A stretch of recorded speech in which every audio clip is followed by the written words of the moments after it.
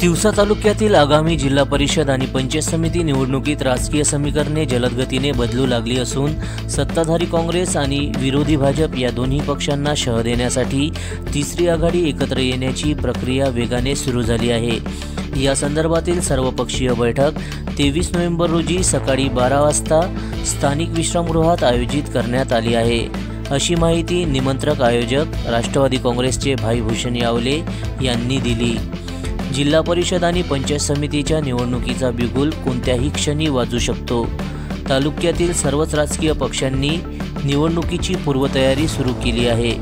गेली 10 वर्षे सत्तेवर असलेल्या काँग्रेस पक्षाची विकास कामातील नाकारतेपणाची भूमिका, तर दुसरीकडे भाजपची मागील एका वर्षातील वादग्रस्त भूमिका यामुळे मतदारांमध्ये नाराजी वाढताना दिसते।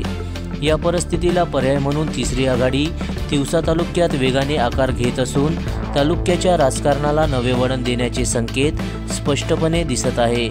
या महत्त्वपूर्ण बैठकीस विविध प्रमुख पक्षाचे नेते आणि पदाधिकारी मोठ्या संख्येने हजेरी लावणार आहेत। त्यामध्ये राष्ट्रवादी काँग्रेस शरद पवार गटाचे हेमंत बोबडे, अजय सुरटकर, शिवसेना ठाकरे गटाचे विलासराव मावरे, देवदास निकाळजे, प्रहार संघटनेचे संजय देशमुख, योगेश लोखंडे, बाळा देशमुख, राष्ट्रवादी काँग्रेस अजित पवार गटाचे दिलीपराव भुयार, प्रकाश पडोडे, मार्क्सवादी कम्युनिस्ट पक्षाचे दिलीप शापामोहन, महादेव गारपवार, भारतीय कम्युनिस्ट पक्षाचे प्रकाश सोनोने, चंद्रकांत वळसकर, वंचित बहुजन आघाडीचे सागर भवते, प्रवीण निकाळजे, भारत दहाट, युवा स्वाभिमान पक्षाचे धीरज केने, शिवसेना शिंदे गटाचे राहुल लांजेवार, शैलेश डहाके, अजय आमले यांचा समावेश आहे।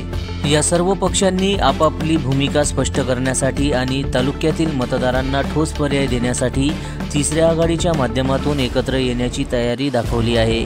बैठकीत आघाडीची रचना, निवडणूक रणनीती, संयुक्त कार्यक्रम पत्रिका आणि उमेदवारी संबंधी महत्त्वपूर्ण निर्णय होण्याची अपेक्षा आहे। भाईभूषण यावले यांनी सांगितले की तिसरी आघाडी ही काँग्रेस आणि भाजप या दोन्ही पक्षांना सक्षम आणि कडवे आव्हान देणारी ठरेल। गेल्या काही वर्षात दुर्लक्षित झालेल्या स्थानिक प्रश्नांना न्याय देण्यासाठी आणि तालुक्याच्या विकासासाठी पर्याय शक्ती म्हणून तिसरी आघाडी उभारण्याचा दृढनिश्चय त्यांनी व्यक्त केला। 23 नोव्हेंबर रोजची बैठक ही तिवसा तालुक्यातील राजकीय वातावरण तापवणारी ठरणार असून आगामी निवडणुकीत नव्या समीकरणाची चाहुल स्पष्ट दिसत आहे। जनसमर्थन न्यूज, तिवसा, जिल्हा अमरावती।